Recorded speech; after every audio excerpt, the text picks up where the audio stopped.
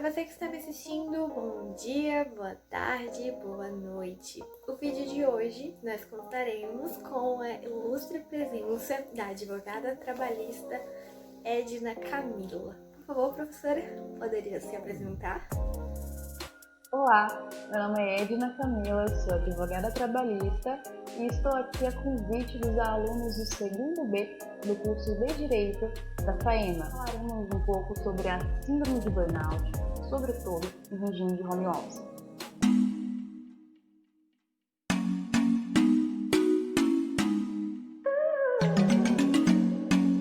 Antes de começar a falar desse assunto, a gente tem que fazer um breve contexto histórico.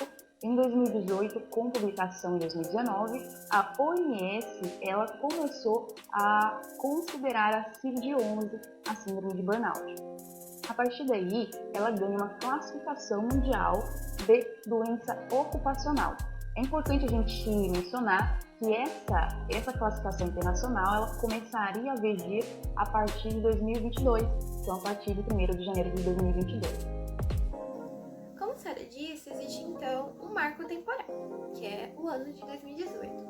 A dúvida que nos surge é a seguinte: se antes do referido ano seria possível uma indenização desse trabalhador. O primeiro ponto que a gente começa a analisar é que antes de 2018, em 2016, 2015 e anos anteriores, desde antes dessa classificação como CID, a síndrome de burnout já era considerada para fins de indenização, né? Então ela era considerada como se fosse uma depressão ou uma doença comum.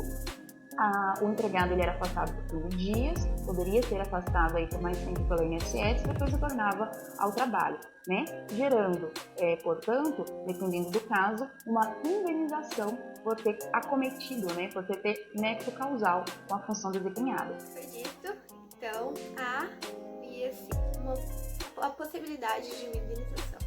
Agora, com a classificação da OMS, quais seriam as mudanças? Mudaria então a partir de 2018 com a inclusão da síndrome com o acidente trabalhista, com a construção então de uma causa e efeito da síndrome com o ambiente de trabalho. O que mudaria juridicamente seria o entendimento que não se trata de uma doença comum. Se trata, todavia, de uma doença relacionada ao trabalho, né?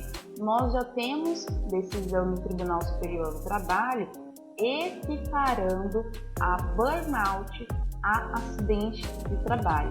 Para fins jurídicos, há uma grande diferença, né? No primeiro momento, né, essa inclusão na OMS ela vai possibilitar posteriormente a criação de leis mais atualizadas, de normas regulamentadoras mais atualizadas, a incluindo como acidente de trabalho ou doença ocupacional. Já que existe, então, um nexo causal entre a síndrome e o ambiente de trabalho, eu gostaria de saber qual é a principal diferença da síndrome, considerada, então, como uma doença ocupacional, para com uma doença comum. Quais seriam as principais diferenças?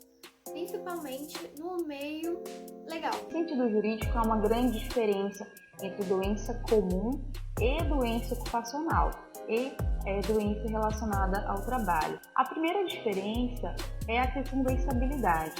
Enquanto com uma doença comum, o empregado poderia ser afastado aí, se por mais de 15 dias também receber auxílio-doença pelo INSS, o acidente de trabalho ele garante também esse afastamento se posterior de 15 dias ao auxílio-doença acidentário, mas ao retorno ao trabalho, por essa natureza de culpa da empresa, né, de nexo com a função, o empregado ele ganharia uma estabilidade.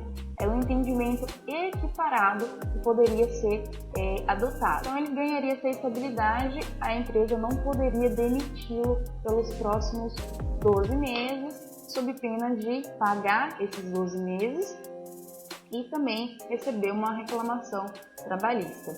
Como advogado trabalhista, quais são as classes que você acaba vislumbrando como a principal afetada pela síndrome de burnout? Existem algumas profissões que estariam mais sujeitas ao acometimento aí de síndrome de burnout aos seus empregados. A gente pode citar a profissão dos agentes de saúde, os profissionais de saúde, sobretudo, principalmente nesse período de pandemia, né, do Covid-19, profissionais também bancários, professores, atendimento ao cliente, aquelas profissões que têm muito contato com pessoas, né, tem muitas questões, muitos problemas a se resolver, metas exaustivas, cargas horárias exaustivas e afins.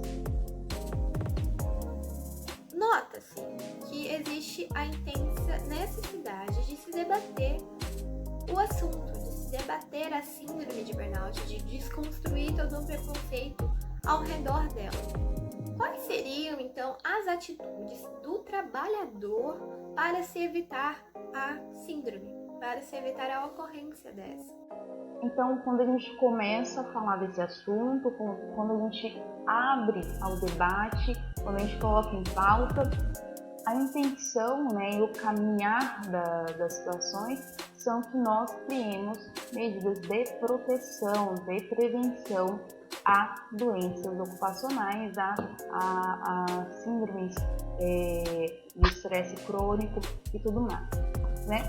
Algumas das medidas que o empregador poderia tomar seria de carga horária equilibrada, né, metas equilibradas, adotar uma concepção, uma dinâmica de administração mais comportamental, humanística, de modo que o bem-estar do empregado seja importante para alcançar as metas estabelecidas.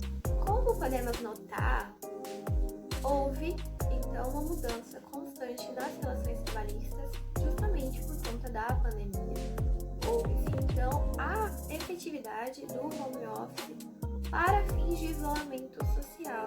E a pergunta seria: qual a conexão entre o home office e a síndrome de burnout? E, consequentemente, qual seria o amparo legal a esse empregado e nessa modalidade trabalhista, assim como também quais serão as principais mudanças no ambiente de trabalho no mundo pós-pandemia? O trabalho em regime home office é uma novidade da reforma trabalhista, é uma modernização muito bem vista e muito bem aceita, né, pelos empregados, muito desejada em determinadas profissões.